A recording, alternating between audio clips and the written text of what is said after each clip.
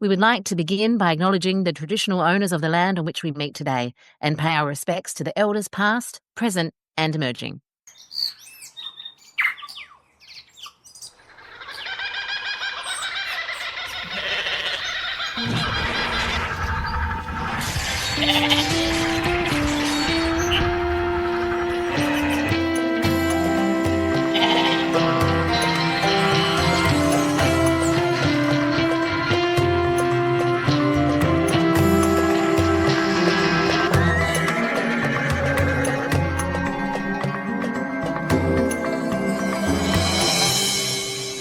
G'day, I'm Shell. Kia ora, I'm Lou. And welcome to Xena Warrior Nutballs, the 30-year anniversary podcast where we celebrate the Kiwis and Aussies that helped create our favourite show, Xena Warrior Princess. And today we're literally talking to one of the creators. Oh. Can you believe it? We shouted into the void long enough and loud enough that he heard. I told you.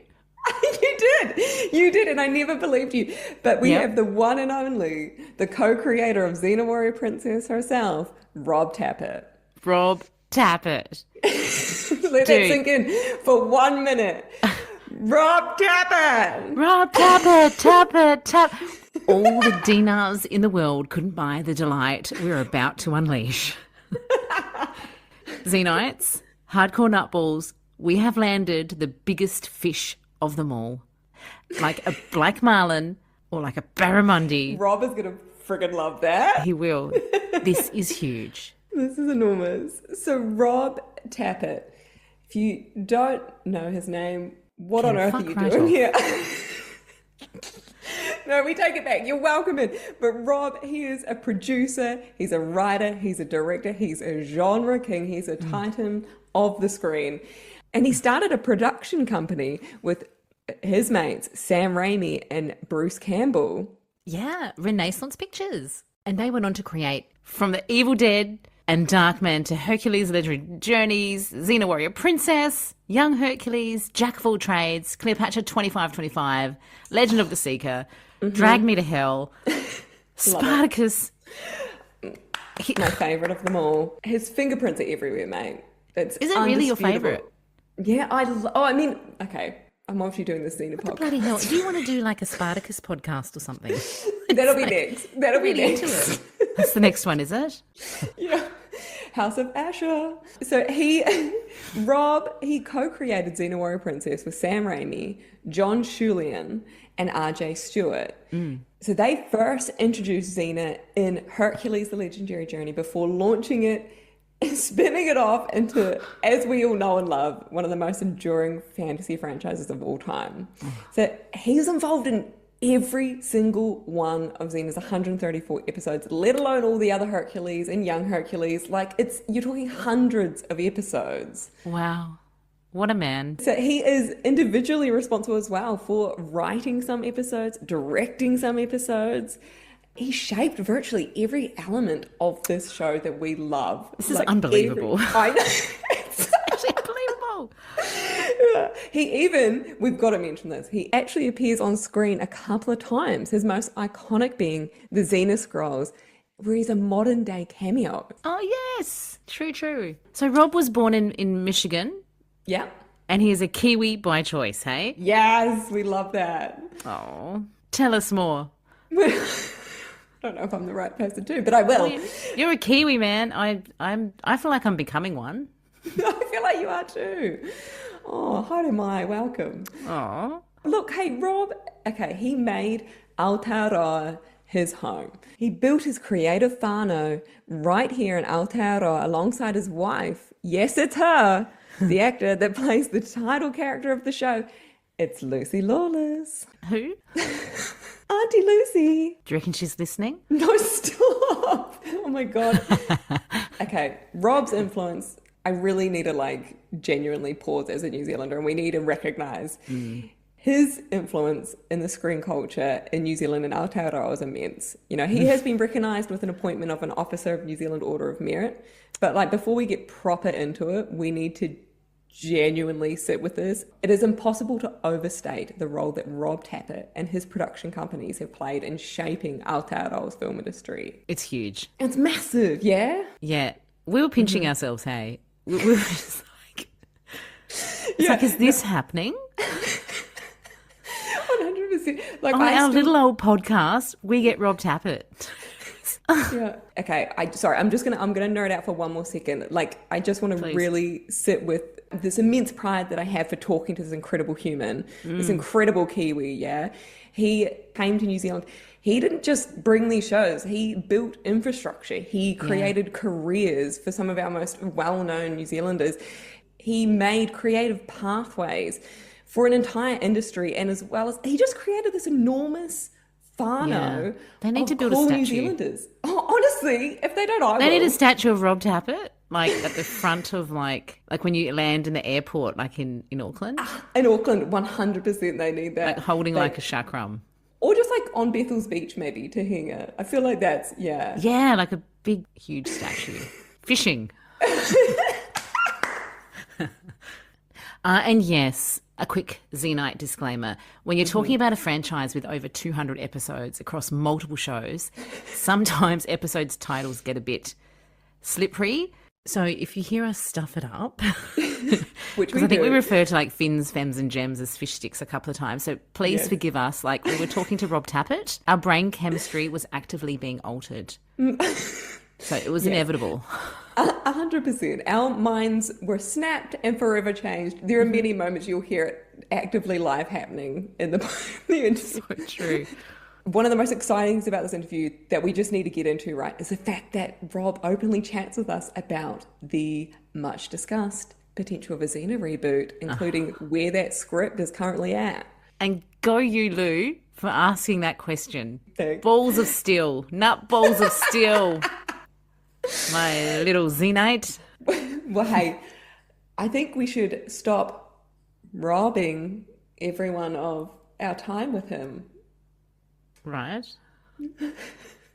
Maybe you should tap the play button so we can talk to Rob. You were doing so well. Oh, man.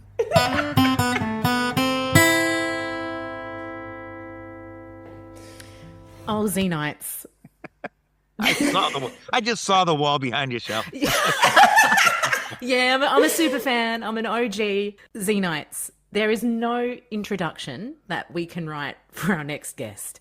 If all us Xenites were to like die and land in like the Elysian fields, at the pearly gates is our creator. Guys, please welcome the amazing Rob Tapert.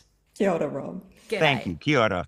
That's quite an introduction. I hope this lives up to it. So, Rob, I would love to start by asking you just, as a Kiwi, it still blows my mind that this whole thing was shot in New Zealand. Would you be able to take us back to the very beginning? Like when, how, why did Aotearoa come across or come onto your radar as a possible filming location for kind of the Hercules TV movies? So the entire Hercules and Xena world landed in New Zealand was one of those flukes. And the following stories are going to be filled with those flukes and some sort of grand design behind the schemes that avoids me.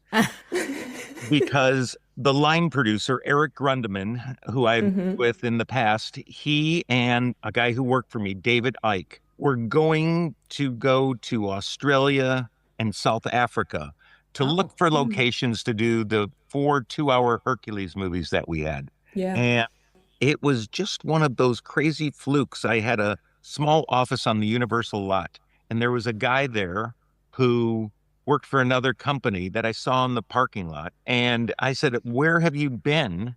And he says, "I've been in New Zealand doing Mrs. Piggle Wiggle's theater, and it's an undiscovered production treasure." And I said, "Really?" And because we had what they call a Bible, which started with green grass and rolling hills and all those kind of things as the lead into what was the Hercules series going to be, I'm going, oh, that's interesting. Maybe we'll go to New Zealand first on our way to Australia and send Eric. And I don't even know what agency existed at the time or who they hooked up with to come down here and scout. But they never went on to Australia or South Africa. We had a little bit of work to try and convince the studio to shoot in New Zealand because they had done a Stephen King movie down here called Tommy Knockers, and the Kiwis had gotten a bad rap. The movie didn't work. I don't know all the things, but the physical production guy told the creative execs, "Oh, I'm not certain about that." But the piano was just coming out, literally just coming. Yeah. And we were able to say, "Oh, look, they did this and it looked great. And we're going to get the same production team that worked on that." And that kind of pushed them over the edge to start the 4 2-hour Hercules movies at the time. So New Zealand really owes a order of merit to a guy who he worked for the company that did Friends. Oh, His name was Courtney Conti. Wow. He was the guy who really said you should go there and check it out. That's one of the flukes involved in all of this. So I don't know what would have happened. We may have been up in Queensland. Bloody hell. Could have looked like Beastmaster. yeah. Yeah. Like just a series of events, hey? Just, Yeah. yeah. It sounds like we also owe a debt of thanks to Jane Campion for the piano as well, like being able to get you across the line. You know what? We all owed a debt to Jane for a million different things. But yes, the piano being positioned at just the right time, get Academy Award nominations was what was needed to get the studio comfortable that Yeah. the Kiwis were not barbarians and knew how to make a movie. Because this was really long before Peter Jackson was doing anything. He was doing like Brain Dead Yeah. back in the day. We kind of knew him at that point in time. Yeah, it was certainly the lead into all that.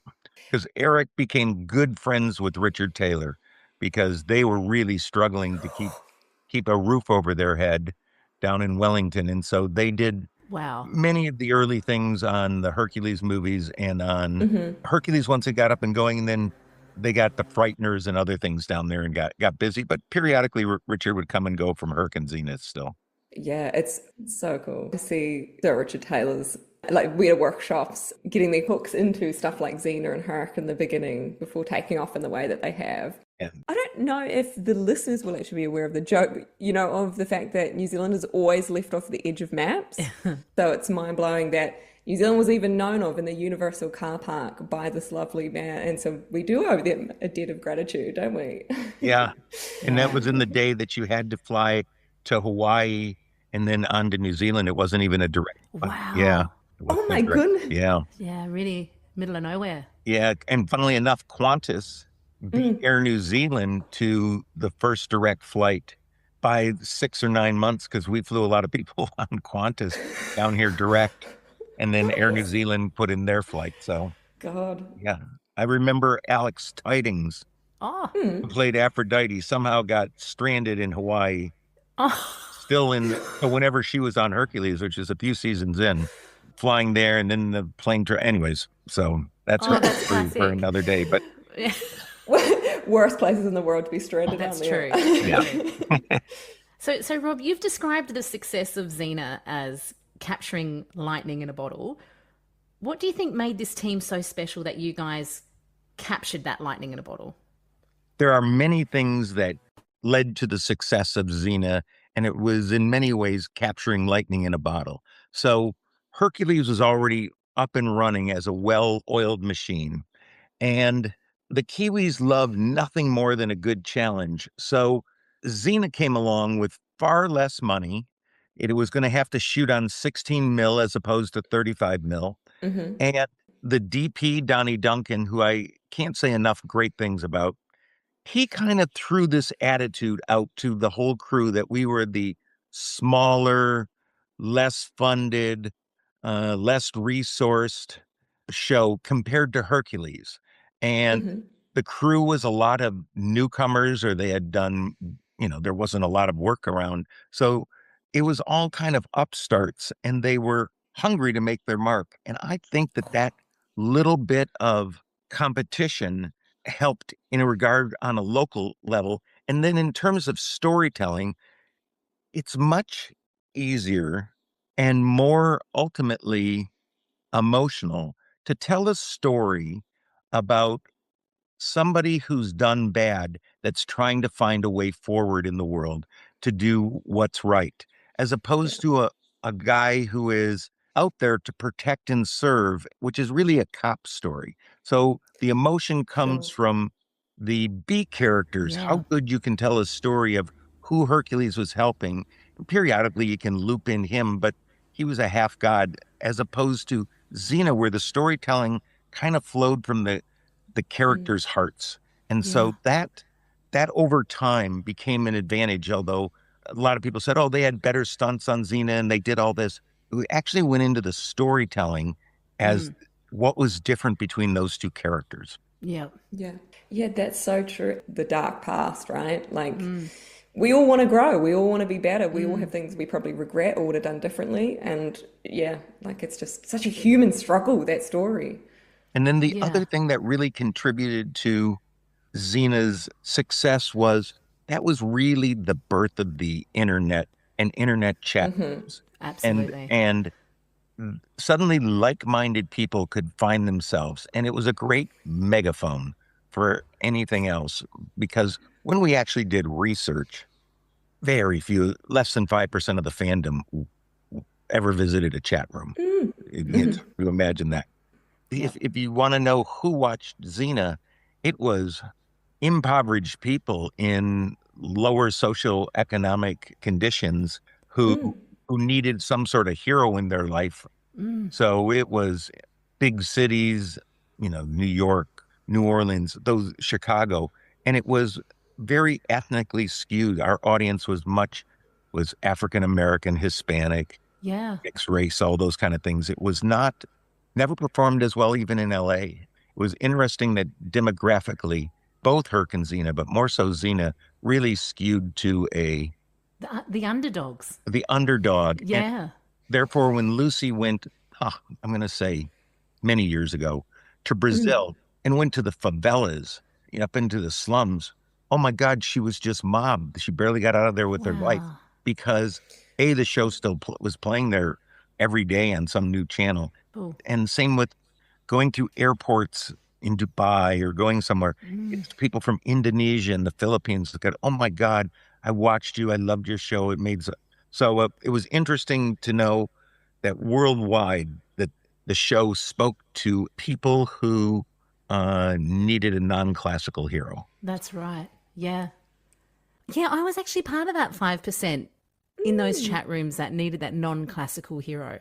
Totally relate to that, being like a queer kid in Adelaide, Australia, back in the 90s. Like, I was so isolated, and then going into these chat rooms and going into when, yes, the internet's all starting, and I was forming friendships with people like in the Philippines. I had a friend like in San Diego who I'm still friends with now, like 30 years on, and it's that sense of community and belonging, and that's what Xena still does for us Xenites today. Like, it's amazing. Yes, blessed. I'm glad people still enjoy it. My son had 2 women down here. They left here 4 days ago with my son, and they went camping, and then he dropped them off in Taupo, and they were now on an 8-week bike ride Oh, wow. through the South Island.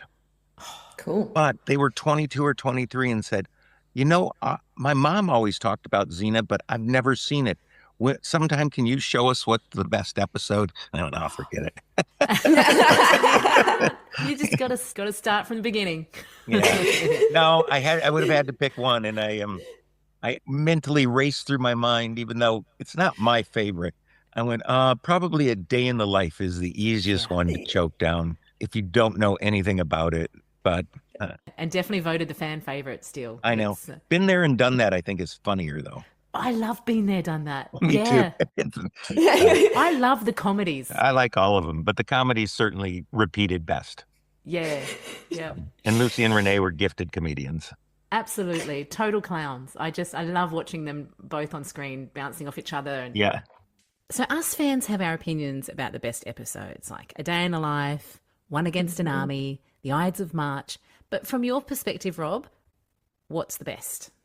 It's always challenging to pick your favorite Xena for me, because they're all like children, although there are some that you wish had never been born, but they were, and you have to find a way to like them. And so, look, I would say Callisto is a strong favorite. Yeah. Ides of March, which also had Callisto in it, Yeah. was a favorite. I do love a good comedy. Been there, done that, and in sickness and in health. That's a good one. I even appreciate all of the stupid episodes where Lucy plays multiple parts. Yes. Warrior Princess, add whatever. Yeah. Whenever I see them now, I go, oh my God, Lucy had a cold. It's like every one of those episodes, the Warrior Princess Tramp or whatever it was, Lucy has a cold at that time because I just hear it in her voice. So I don't know It's what probably happened the stress to her. of three characters just going. Yeah. And running back and forth from wardrobe to change. Yes. Wow. And going back to what made Xena special, because I really lightning in a bottle. Yeah. The story of Lucy ending up with the role of Xena is such a crazy story and could only have happened in this universe that the show wouldn't have worked with virtually any other character. And the same with pairing it with Renee, because there was another woman that the studio was pushing very hard for. RJ and I held our ground on Renee. And Lucy had such a strong work ethic and still does. And she doesn't understand all these things. She reads about other actors having this, that, and the other thing. Because we worked proper days. We started work at 7 a.m. and we wrapped at 7 at night. And you had to do read-throughs, learn your lines, and go to ADR. And she had a stamina that I think only Kiwis have, and Americans would have struggled. I'm 100% certain they would have struggled. There you go. Yeah. It's that hard yakka. Yeah, man. Hard yakka. And we're going to put some spiders in your mouth, and we're going to hang you upside down, and we're going to freeze you to death. So, Oh, she's a bloody legend, isn't she? She really is. Man. Well, can I ask you, Rob, just to kind of flip off the back of that, like this show, like obviously Lucy has had an enormous career, but then we've also got, it's been such a massive stepping stone for people like Nyla Dixon, who went on to win an Oscar, like Richard Taylor himself, he also went and won an Oscar, Zoe Bell, loads of actors, like so many actors in New Zealand. If you know their name, they've been on Xena. What is it like to kind of reflect on that 30-year legacy of Renaissance pictures coming to New Zealand? One of the great things about shooting in New Zealand is we had the pick of the crop of all the actors we would ever want to work with because there wasn't much work. And Herc and Xena were a training ground for young talent. And it's something that New Zealand struggles mightily to have, which is it doesn't have what Australia or America have. Well, Australia had Home and Away and Neighbours and all these training grounds for young actors. And Shortland Street didn't quite cut it, and there's not a big rotation on that. So Herc and Xena, I cast plenty of actors off of I cast somebody whose name I won't say, seeing their picture in the newspaper and going, they're handsome, they should be in this. And we did have available to us this wonderful crop of actors, and then they were working with actors who had done theater and that, and so which helped them sharpen their skills. And so it was a launch pad, and it was a training ground. It was a training ground for crew, and it was a training ground for actors. I know the government here struggles to have that training ground. I've had this conversation a million times about how important that local production to train people up and to train actors so that they can, at some point when the calling comes, burst on the international stage. Pioneer. The show was just pioneering. Yeah. If you go into the success of like how Aotearoa, where it is at the moment, you have such huge shows that are going on there at the moment, these like worldwide massive ones. Like sure, there's a lot of other things like that are going on and fitting into that puzzle, but there's a huge role to be said for like what you brought down to New Zealand with the production company, I think. Yeah. It certainly helped. It did train people up. And eventually when Lord of the Rings came a-calling, there was a skill base coming off Herc and Xena and then elevating it, giving it the most important thing you can give people with some skills, which is the resources to now how do you really build this out. And take it to the next level. And we did lose entire crews to Lord of the Rings all across the board. And it allowed a second generation to come of third generation, fourth generation of people to be trained up and find work in the industry.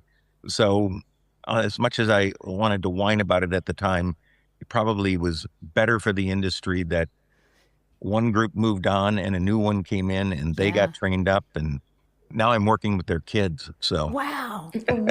Wow, man. That's a blowout. I'll tell you a story. You can use it or not, because everything's a fluke, or so many things are flukes in the film business. Lucy and I were traveling back to New Zealand from Los Angeles, and this would have been 1997 or 98. And we were with Peter Jackson and Fran on the same flight as they were flying back from Universal, from Los Angeles, where Peter had just been given the devastating news that Universal was not going to go forward with King Kong, which he had been prepping after Frighteners, because there was a competing project at Disney called Mighty Joe Young, and Mighty Joe Young had beaten them, and Universal said no. But had Universal not said no and had gone ahead with King Kong, Peter wouldn't have been available for Lord of the Rings, and history would have been very different.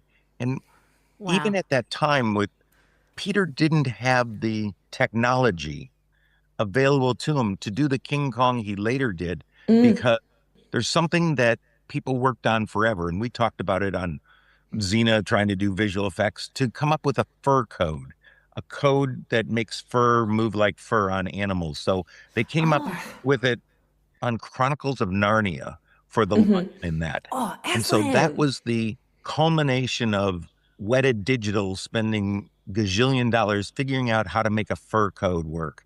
And so it would have been an entirely different King Kong without the fur, without the little movements of hair and all that, that he eventually found a way to get into that movie. So so it all worked out in the end. Yes, hopefully it all works out at the end. I don't think it's going to work out for America with Donald Trump, but we'll see what happens. We can keep that in. Yeah, totally. And I love that you mentioned Fran Walsh, like, who was a huge part of Lord of the Rings. Often people say Peter Jackson, they kind of forget her name. She also, like, she co-wrote a huge amount of it. She was, No, they were partners. I don't know now, because certainly at that point in his career, they were very much partners. Yeah. So actually that leads into like the next question. In hindsight, what do you think was the biggest creative risk you guys took on Xena that genuinely kept you up at night? Because you did some pretty cool shit. Like you built boats and... So, yeah, Rob's thought. The beauty of Xena, and to a lesser degree with Hercules, but with both of them, is I ultimately had all the creative freedom, all the rope I ever wanted or ever needed to hang myself. And I knew when they ended that was a period of my life that I would never have that again. And so it was quite a sad and traumatic passing when it ended. But the beauty is you could kind of bound in and go, you know what? Let's do a musical. I've always wanted to do musicals. That's all I really care about. And here's where it should fall in the storytelling. People go, really? And I go, yeah, and we'll use it to reconcile this and blah, blah, blah. Brilliant. And so there hadn't been a musical like that in the syndicated world ever. No. And so that was very rewarding. We did then. I went, well, you know what? The audience didn't respond because they didn't know the songs, and it was hard to do this, even though we won some Emmys. So let's do a cover musical. And then we ripped off on the dance episodes over on Hercules from Baz Luhrmann, as we did with many Hercules and Xena stories. We lifted the stories from Been There, Done That was just taken from Groundhog Day. Groundhog Day. So a lot of Chinese stuff we just borrowed heavily from. So I have no qualms saying that we took things from other sources and reinvented it for our own uses or repurposed it. But it also really worked in the 90s, like being a viewer, like being a teenager going, oh, this is like Indiana Jones, Xena style, like the Xena Scrolls, or the most dangerous game, like Dangerous Prey. Like, you know, and you had all these very, very cool. It was very in theme of of the Yes, 90s. when we could, we did a Halloween episode. We even Yeah. tried a Christmas episode, but didn't quite work. Oh, we did one. But it Santa was, Claus. so yeah, I had a great time. And truly, I was never, actually, that's not true. We probably had lots of conversations about things. Would they work? Weren't they? RJ and I, over the end of the show, that was probably the biggest, can we sleep at night? Could we sleep at night?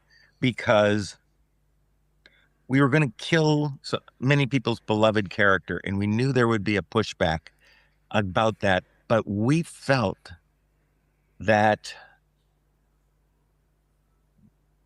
Xena finding final redemption in a final act of sacrifice, that was her storyline. And it was righting a wrong, even though the story was not told right. The theme that we were trying to hit, which was Xena on the road to redemption, and this is a chance that she had done something bad to right that.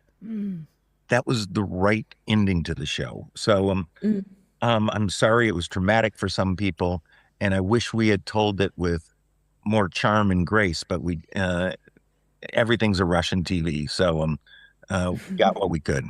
So, Yeah. Well, Rob, do you mind me asking you a little bit about that then? Because like we've got to talk about the finale, A Friend in Need. And I personally, I just want to say that I actually really love the finale. I'm kind of one of the newer wave fans that maybe came to a bit later.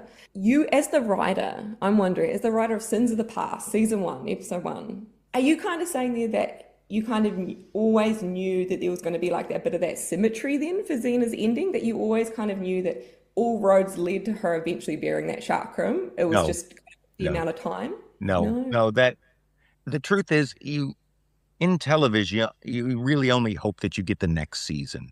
So many of our favorite shows ended before their time. You go, well, that was really, I wish they had found a better way to wrap up that show, but somebody pulled the plug before they had finished the story. So we just thought that the beginning of Sins of the Past was a way to say the character, well, it can be interpreted in many ways, was moving on, leaving behind what. So and then was called back into action.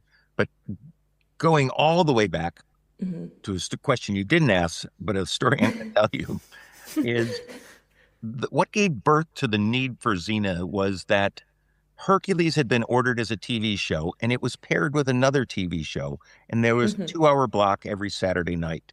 And the show that Hercules was paired with was not working.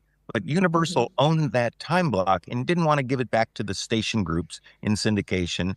So they said, we need to find something to replace it with. And they were kind of the ones pushing for a spinoff from Hercules of Xena. Rip yourself off before somebody else does. And we had just literally, we were still shooting. They just seen the roughest cut of the very first episode of Warrior Princess or whatever it was in Hercules. Yeah. And said, she's a good character. Well, she's supposed to die. Okay, we'll rewrite the third episode she appears in and not have her die. And so, but the head of the studio, so the lower level guys in TV, the creative execs and that, kept saying, yeah, we've ordered it. The stations really want, but I couldn't get the money to flow. I couldn't get the money. And they couldn't answer my question. So finally I went and spoke to the head of Universal, a guy named Sid Sheinberg, sat down and said, Sid, I got this show and the guys say we're going to do it. And he said, look, I've always tried to do what you're trying to do here. I did Bionic Woman. It didn't work. It didn't repeat. It didn't syndicate. Cagney and Lacey, we turned down. It didn't work. The 2 female leads, it didn't work. And it didn't repeat at all. Wonder Woman was a joke. Yeah. So he said, women as leads on television is a problem. People aren't really ready for that. So I'm going to let you go make your Xena show, but you can't lose sight of Hercules because that's what the audience wants to see. That's where the money is. That's where the future is. So at that time in the mid-90s, there had been Cagney and Lacey, a detective show, Policewoman, where she was saved every week by the guy cop, Bionic Woman, which didn't work for whatever reason, and Wonder Woman, which once again was a two season run. And so there had never been at that time a successful all-female driven show. So in the success of Xena, it opened the door quickly for Buffy and Alias and the million things. And you would never think of that now, but that was really, at that point in time, changed people's thinking that a female-led show on TV could draw an audience, and most importantly at that time, could repeat well. People would come back to see it over and over. So, but the studio, when we now really had our order and we're starting to make the show, the creative execs I worked with were absolutely 100% adamant that there could be no hint of this being a lesbian show. There could be, they wanted nothing to do with that. And so they went so far as, if you watch the opening credits, we were not allowed to show Xena and Gabrielle in the same frame in the opening credits. Wow. So they were so adamant. And as time went on, the audience saw what they wanted, what they needed. And it was really an episode called Altered States. Yes. Season 1. We, RJ and I, tittering and laughing, came up with this opening of Xena fishing. And I kind of pitched him this thing, and then we started laughing. Ha, ha, ha. And Liz Friedman, who was working for me at the time, who was quite a militant gay woman at that time, she Love it. You can't do that. You can't do that. Well, watch us. We can't. I know. And so, and it worked perfectly. And that was also the first episode. I think Carl was in that episode. It was his first acting role ever. Wow. So that was his launch pad. So, yeah. And that kind of went forward. So we did step over the line with a script once called Fish Sticks. In the studio, RJ and I was like, let's just out them now. Let's be done with this, walking this line. Anyways, the studio read the script and they went, you can't do that. And we went, really? And they said, every advertiser will pull out. We went, okay. So literally RJ took the weekend and rewrote it because it was originally, they were somewhere in seeing like Indian Kama Sutra things, and whatever you were looking at, suddenly that's what you imagined. So suddenly all Gabrielle could think of was crazy sexual positions with Xena. And he had to do away with that. And there was Xena got obsessed with fish.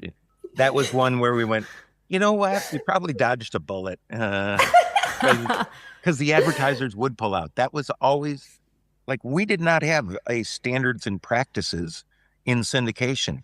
It was only about what the advertisers would want associated with their product. So we had trouble with the baby centaur being born and a couple of butt cracks here and there that they said, no, you got to tighten up that frame. And but really the advertisers were pretty darn good about, we were delivering ratings, so they were happy. So, but that was one where the studio said, you just can't do it, guys. They've never really piped up before. Once, they'd say, oh, people aren't allowed to have French fingernails at those times. Go, wait, nobody cares about that.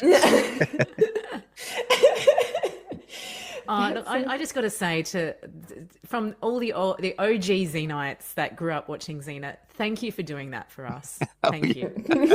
Because it really did make a difference. It was, to be represented just that little bit somewhere on TV, you thought, okay, I'm not alone. And thank you, Rob.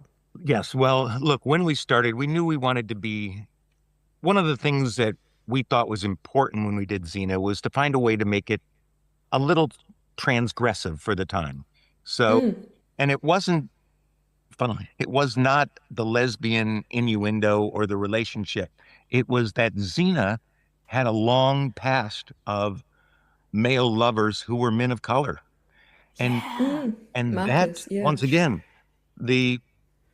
before that, you had to go back to Star Trek in the 60s where some evil force makes a Uhura kiss Captain Kirk, where you had a black and white kiss.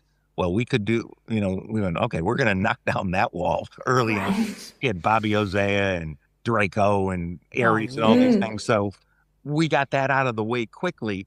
But at that time, that was still considered a taboo on TV. Yeah. So had we been in typical standards and practices, we would have had an issue with that, or they would have tried to do away with it, or say, can you cut around it somehow? But we wouldn't. No. So, anyways.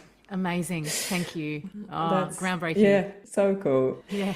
Yeah. So what I'm hearing is that you didn't set out to make this show queer-coded. It just kind of evolved as you wrote it. And as the Xenites kind of celebrated that, you leant into it. That's okay. So what I'm wondering is, did that, because like as the creator of the show, you probably had, or you might have had like a bit of a vision of where you wanted it to go. Did the subtext layer ever affect the direction of the show for you? And TV is a funny medium because back when we were doing it, we were doing 22 episodes a year. And one of the problems is if you know exactly where you want to end up at episode 22, you go, okay, well, we're going to do an episode that does this and this and this, and then number 22 to tell that storyline. It makes the ones in between rather challenging. And so I never understood that. I only knew that, it's really hard to put 22 good episodes together.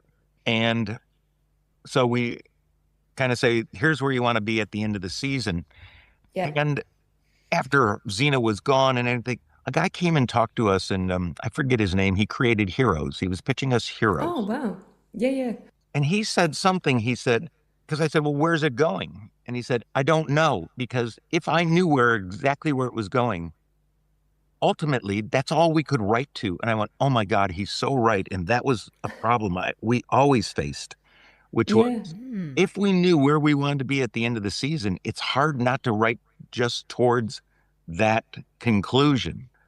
It's a very long way of saying the subtext really did not ever figure into our storytelling, meaning besides fish sticks and that, it was something that, and we always told ourselves and we told the audience is that was between Xena and Gabrielle. And what they did when the lights went out was up to them. This was their life on the road. This was their relationship. And of course they loved each other dearly and were willing to die for each other numerous times. So what greater love than that? So, but in our thinking of how to tell a story and how to sprinkle that through, no, Lucy and Renee were brilliant. I mean, they turned little tiny moments that the writer's room didn't really breathe that life into what they were given. They gave it life and relationship and grounded it into two human beings in a way that none of us could have imagined. So that was one of the great things in the show, is that nobody was incredibly precious. I mean, a few times things would go back and the writers go, where did that come from? Well, Lucy wanted to do this and that was Oh, that's so cool. Thank you for that. I love that. It's really cool to know. Yeah. And I always had a thing, I got to be honest, I always had a thing for Xena and Ares, the bad boy she had trouble saying no to. And who didn't, Rob? Who didn't? And so there was an episode whose name escapes me at the it might be Old Aries Had a Farm, where he loses God things at the end. And all three of them are in a bed together. Yes. I always liked aspects of that show episode. Yeah, it's a great one. That's a friggin' excellent one. So 30 years on, and at the Xena convention in LA last year, there were more new faces than old ones. What do you think it is in this story that is still relevant from 1995 to today? When we did Xena, our first and foremost thing was to entertain the audience. We saw a chance to tell stories and provide action. And so when that show worked, that carries over like, this sounds so arrogant, like The Godfather carries over. It still has elements that you can watch and find entertainment in modern day. Hopefully it still is in 50 years. And the character of Xena and what she represented in the world still needs a Xena. And that story is that journey that she is on and trying to find a way, and certainly with her friend Gabrielle and their relationship, all of those are still storylines and issues that a modern day audience understands and finds relevant in their life. And that's what made it the show enduring for 30 years and for finding a whole new audience. Lucy only went to that convention because she doesn't like doing conventions and she comes home with COVID every single time she does one. Oh, fair enough. Yeah. And so she is to help Tim Amundsen, who we're always very close and good friends with. So that was kind of her driver. Okay, I'll go. But she came home and said, the old Xena fans are all dying off. And she said, when I looked, it was all new people pretty much. Yeah. She said, it's pretty amazing how many new people have found the show. So I'm glad that they found it. It financially means nothing to me. And we eventually are going to get to a question, and we'll see where that goes. I think I might know the question you might be referring to. So should we just hang on? I need water. We've got to ask you. So the Entertainment Weekly article last year in August, you mention in there that you might be working on a script, and we've got a few questions we'd love to put to you. But first of all, I guess we just want to honestly ask: are you open to having a chat about this at all? Yeah. Yeah. Oh, yeah. Okay. That's awesome. And I'll tell you the truth. So go ahead. Your questions. Well, my first question is, in that article you referenced, you've been a bit of a reluctant participant in reboots and that sort of idea in the past. And that's because you didn't really ever want to recast Lucy and Renee. And I'm interested, I guess, if you are working on something, would you be working on that with Lucy and Renee in mind to reprise their roles? What we were working on is most likely not going to go forward as a feature film. And I've been incredibly conflicted about revisiting Xena, mainly because I can't imagine recasting those two parts. Yeah. So, and would I be doing a disservice to Lucy and Renee by doing that? I was convinced to try to do it as a feature. And we got a script written, and it was a true origin story. It was retelling everything. The studio got it and went, if you can get a big filmmaker. The woman who wrote it had hoped to direct it. She had directed something before, and she was a huge Xena fan. And then I kind of stepped away and went, now with a little distance and the sour taste has left my mouth, I went, the studio, and I should have known this from the beginning, they'll reboot it if I can get a huge, meaningful filmmaker. That's what Universal does. It's stuck at Universal. So I can only do it there. When you look at things they do, they don't do small movies. They don't do untried directors or small directors. But more importantly, in terms of storytelling, I don't think they wanted a simple retelling of a sword and sandals story by any other name.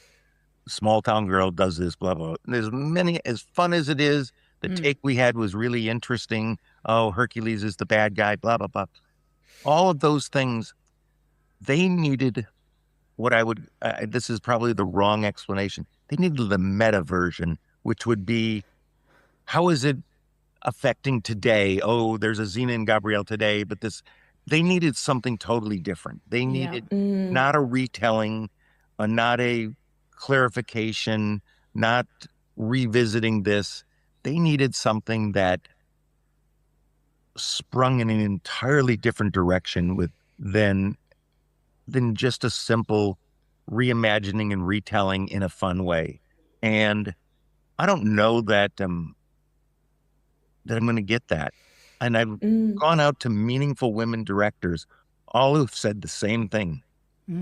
We'll be the first tickets to buy, but no, we're not interested in writing or directing it. So it's been an interesting journey. And Universal put us in a box. Oh, you have to have a female director. Well, meaningful female directors are like fit on both hands, and they all are incredibly busy for years and years and years. I've got a bunch of guys who are meaningful said, yeah, I'd direct in a heartbeat. It'd be cool. And so, but that seems a unnecessary wicket to go through because, just cause. But so I don't know what's going to happen. And as I've learned in life, it'll all work out for the best somehow. And the best could Yeah. be it gets made and fills in a hole that the times need, or it doesn't get made and we just have to live with the 136 episodes or 34 episodes that we have. And a Yeah. couple of Hercules crossovers. So Well, either way, it's thank you for protecting our Xena. yeah. So Yeah. Yeah. the guys who work for me, they have no respect for it.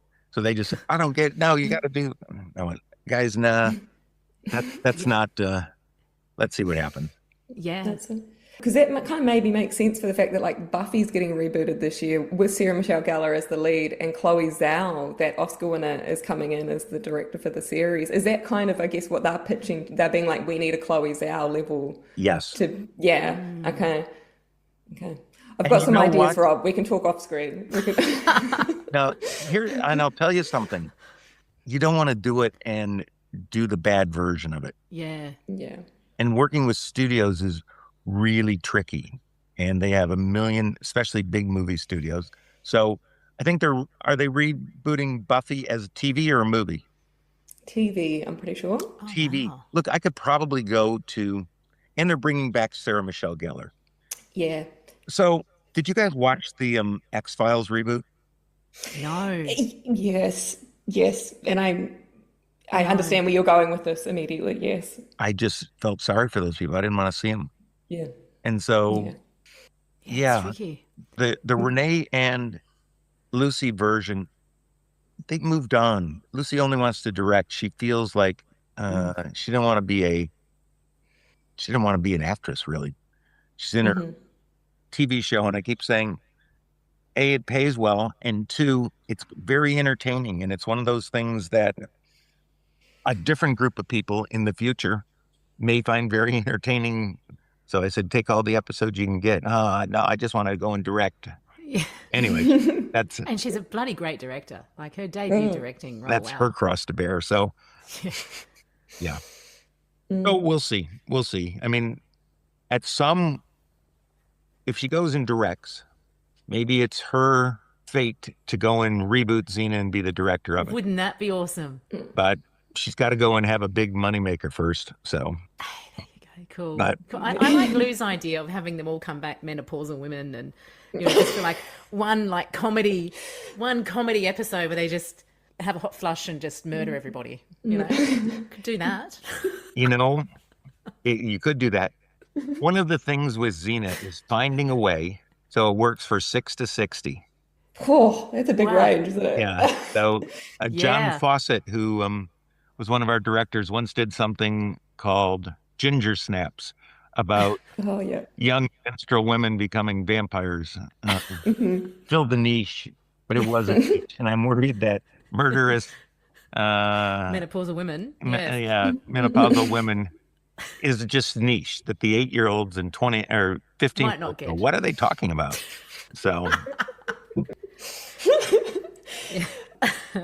I just want to ask, if it was to ever come back in any form, would you want it to be shot in Aotearoa? Do you think that's a big part of the look and feel of it, or is it not something that would? you know what? That was a good question, because I had said yes, but everything that had to do with Xena is gone. It's been turned into housing suburbs and that. So, That's true. or shot out. So it's, what? I wasn't going to cross that bridge until I have to, because of course there's something, but Peter Jackson with Lord of the Rings and The Hobbit and a million other things have really shot out New Zealand so that it doesn't feel like that same fresh green place that was first shown on Herc and Xena. Yeah. Tahinga has really been used. Yeah. Yeah. Like an HBO, like Our Flag Means Death, like by Taika Waititi. Like it's very recognizable now. So yeah, you're right. It really is. Yeah. But I can't think of where else. Sunshine Coast. Yeah, it's tricky. It is tricky.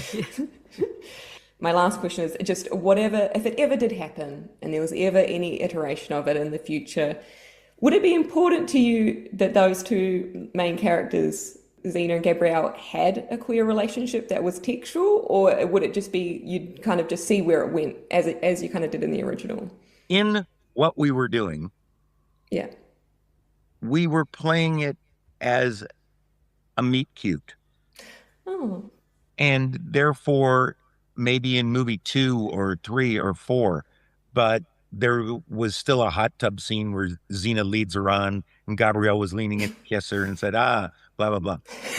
But it did end with a kiss. Oh. So in that one, I would say there was that element. The studios, less so. When it was going to be rebooted as a TV show, but I was not fully behind it. At that time, the executive at Universal Television, who was gay, said, well, they can just be out from the beginning. We can do that. I went, but you're going to leave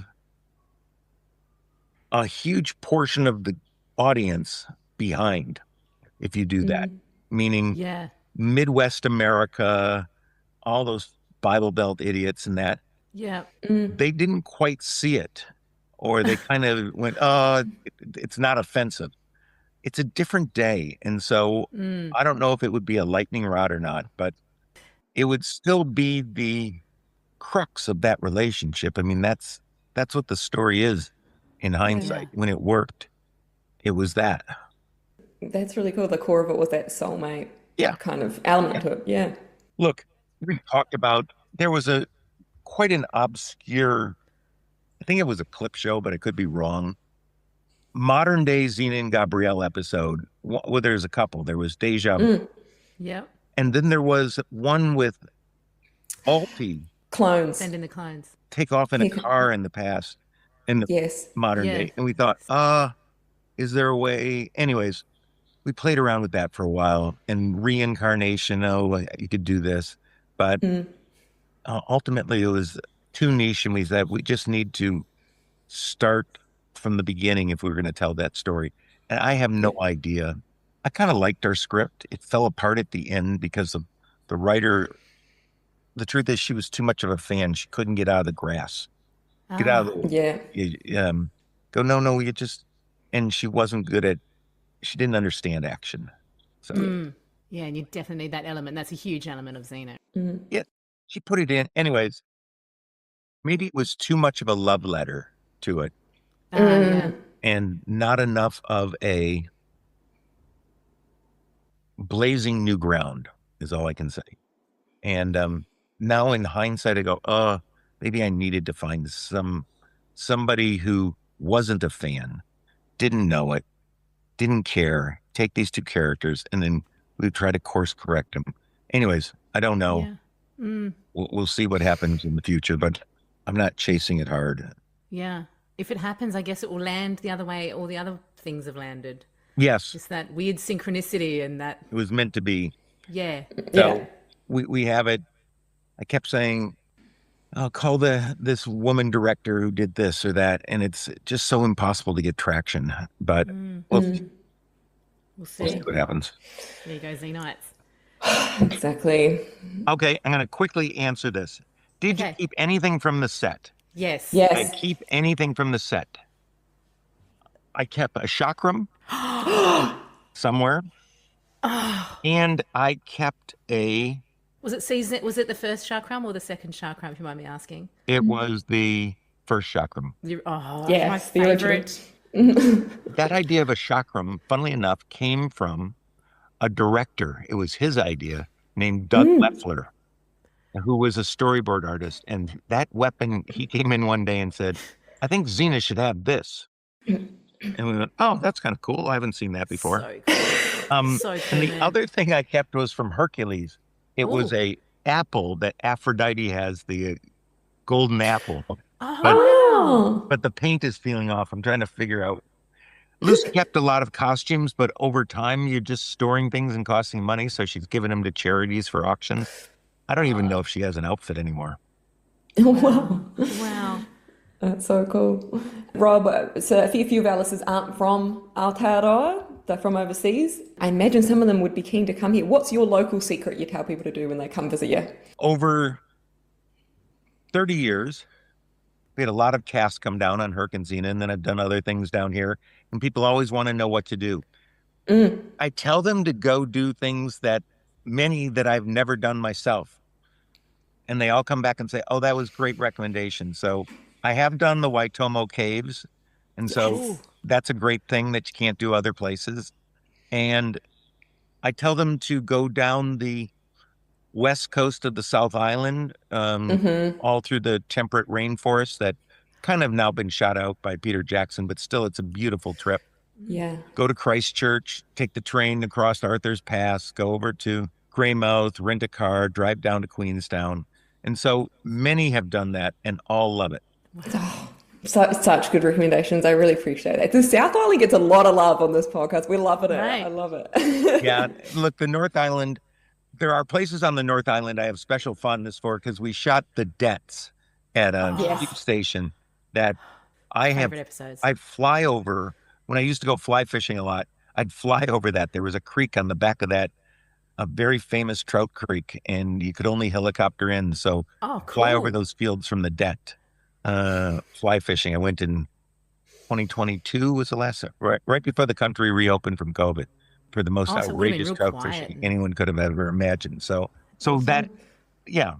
But the South Island is more majestic, but the North Island has its place too, because we certainly shot a lot. For sure. Yeah. So, Rob, what are you working on at the moment that you can tell us about? Oh, I can.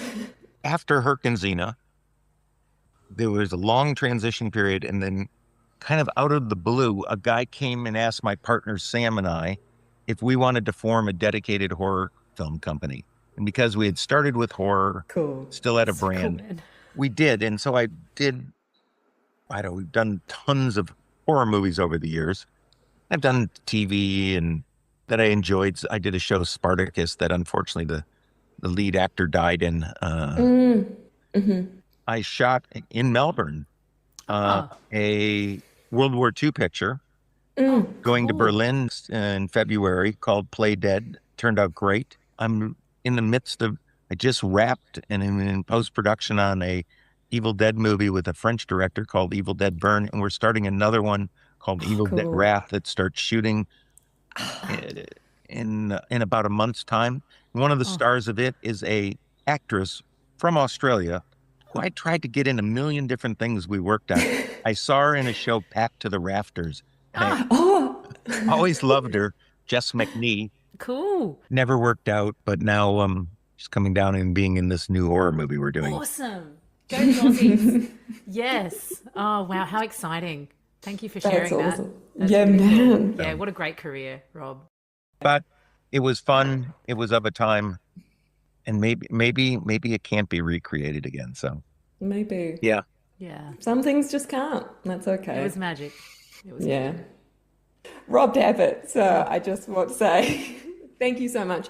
Look, growing up, seeing a Kiwi woman, Lucy Lawless, on our screen in this kind of queer-coded role, and her super suit is covered in kōrero, Māori motifs, like it's just one of the most coolest representations. And my tiny wee gay body in Invercargill sitting in front of TV3 couldn't really handle it. And I just want to say thank you. Thank you so much for what you've given us, Sea Nights. We're just forever grateful. So, well, thank you for enjoying the series. I'm glad that you found something entertaining and meaningful about it. Yeah, it was a great pleasure and a tremendous amount of fun to work on the show. At the time, it was very stressful. That's all. I've forgotten all of it. So, like any good creator would say, they forget the birth. Yeah, that's right. So push it right out. Yeah. Thank you, Rob. Enjoy your Sunday. Hey, thank you so much, you Rob. too. We are so grateful. You, thank you. Yeah. Thank you. Holy nutballs. Whew. Yeah. Yeah. That was a lot to take in, hey? But in a good way. I'm still absolutely spun off into a complete another dimension, Chow. It's going to take a while for me to fully regulate, I think, again after that, hanging out with Rob Tapert. I know. What a brilliant conversation. The kind that makes you think about like the bigger picture of the show. Yeah, it's huge, hey? Like it's the creator. The creator, yeah, like what the story pushed. Like it made us think about, why it still matters, why we all still love Xena. It's huge, man. And there's one line that's still cracking me up. That episodes are like children. You just have to find a way to love them. I know. That was such like a raw, honest way of describing making television, yeah? Because like I guess you just can't shove them back in. That's just, they're out there. Yes. Yeah, totally. One thing Rob mentioned that really stopped us in our tracks is how close history came to going a completely different way. I know that story about how if Peter Jackson hadn't been turned down for King Kong because of Mighty Joe Young, he might not have gone looking for another project in that moment, which means that Lord of the Rings may not have happened when it did. Right? Isn't that a blowout? I love hearing stuff like that when the fates collide and the gods have a hand in what's being created. It's very, very cool. Yeah. Just like the flow-on effects of that, right? Like, so even he did eventually make King Kong, but if he had made it at that time, it kind of would have been too early. The Weta Workshops hadn't yet developed the fur technology. Yes. That became like a bit of a benchmark that we saw for Aslan and Narnia. But I mean, just the films, they would have all looked completely different. Yeah. They would have had different outcomes. Like, it's just such a sliding doors moment for Aotearoa New Zealand's film industry, timing, technology, just these no's that happen end up shaping kind of modern cinema. Yes. Speaking of sliding doors, though, wasn't it mad the reluctance from networks and the lack of faith that a show with a female lead could succeed? That Yeah. really highlights how much Rob believed in the story he wanted to tell. He championed Xena's world, her complexity, and her power, even when others weren't willing to take the risk. Yes, her power, her passion, Mate. all of that. Right. But no, you're so right. I love that he kind of always intended Xena to be transgressive as well. Like right from the outset, they wanted that for her. So Xena didn't treat female heroes as like an exception or a novelty, which you really see as a result of a flow on from this decision making. Xena's like inner life, her contradictions, her messiness are actually the story, and they wanted that. Like they wanted that complexity of the female characters right in the center of it. Oh, yeah, that intention is a huge part of what gives the show its texture, hey? And why Yeah. it still resonates. Oh, 100%. Especially with audiences who didn't often see themselves reflected as the hero. And this is like, mate, this is a reflection of Rob Tapert. You're so right. Yes. And why she was an important hero for like us queer women. Yeah. Xena's audience was much wider than that. Yeah. And I like loved hearing about that from Rob because I think sometimes we in our fandom, us really hardcore nutballs, we forget how enormous actually the fan base was, like, and still is in ways. Like, it's actually huge cultural like diversity, huge like sexuality diversity, huge gender diversity, like massive, massive, massive. So it was really cool to hear that from him. Yeah. And this show, under his watch, is one of those stunning pieces of pop cultures in the 90s that really pushed that third wave feminism, you know, championing intersectionality, especially for us gays. It's just so Amazing. cool. There's something very funny about a like history loving horror legend sword fighting dude admitting his favourite episodes are the comedies like Old Aries Had a Farm, which is Kevin Smith at his absolute best, I might add. Absolutely. And so it sounds like the reboot is currently shelved, awaiting the right female director to line up. Yeah. And wouldn't Lucy Lawless be freaking perfect? Uh-huh. Xena directing a new wave of Xena. She's got the chops, man. She does. And if they truly need some sort of Oscar in the room, couldn't they just mix it up with like Taika Waititi in the writer's room or what's Jane Campion up to? Producer maybe? I don't know. We could have like a windswept, broody psycho thriller Xena if she got on board. I would love that. Playing piano on Bethel's. Gabrielle. Yes. But yeah, I don't know. What if Lucy's not keen though? I reckon surely should we all just get on the blow? What's Greta Gerwig up to? What's Nina DaCosta up to? Phoebe Waller-Bridge? I don't know. Oh, totally, man. Totally. He's my left of field pick though for a director. Yeah. They don't have an Oscar, but I reckon they would kill it. Madeline Sami. Oh, yes. And yes, the canon in the universe. They play Tyro. Mate. And she's hilarious. Exactly. Okay, so Rob really wasn't on board with the whole menopausal Xena ideas. Damn it. It's okay. It's okay. This time, things can change. Yeah.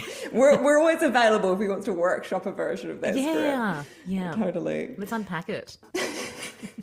Personally, I would love to see older female heroes. We've barely had any, like, wouldn't it be great to have more? Wouldn't it great to have like two queer older women leading an epic adventure? you know, you could kind of argue that Marvel's done it already with Agatha All Along, with Aubrey Plaza and Catherine Hahn, but it's so rare. It is so, so, so rare. Yeah. Yeah. You know, I guess all I'm saying is that Xena was pioneering in its time. Wouldn't it be amazing if it could continue to break down those barriers, especially for the queer community, by representing them in different ages across the lifespan? But look, ultimately, I'm just here for more content. Let's be honest. Yeah, let's be honest. Let's be honest. I'll take whatever you give me. Yeah. Rob Tapert. On that script, though, he confirmed it in the script that they've been working on that they had a kiss between Xena and Gabrielle in a hot tub. Yes! I know. But one thing I do have to clock us on, we totally forgot to ask, was anyone dying with the kiss? Or did someone need some kind of life-saving water that could only be carried by mouth? Yeah. And before we go, if you need something to fill in that post-Xena-shaped hole in your life, check out House of Usher. Absolutely stunning, graphic, Shakespearean, and brilliant. Spartacus is amazing. And Shell, I love that you just said post-Xena-shaped hole in your life. It's actually out now on 3 Now in New Zealand and Stan in Australia. Seriously, you should go watch it, but be prepared. It is intense, but awesome. I love it. Wow. Lou, that was Rob Tapert. That was Rob Tapert. That was Rob Tapert on our little old podcast. By the gods. He's such a generous, friendly, down-to-earth guy. He's so cool. Just like down for a yarn. Really cool. Yeah. And we even got to talk a little bit about fishing afterwards. He's a cool dude. All right, team. So you can follow us on Instagram and Facebook. You can listen on Spotify, Apple Podcasts, Podbean, and YouTube. You can visit us at xenawarriornutballs.com. Send us a scroll, subscribe, and let us know what you think, because we love hearing from you, Xenites. Battle on, Xenites. Ka kite anō. We'll see you again soon. Hey, Shell. Yeah? What did the fish say when it escaped Xena? I don't know. What did the fish say when it escaped Xena? I have many gills. That's brilliant. Dude, that is so good.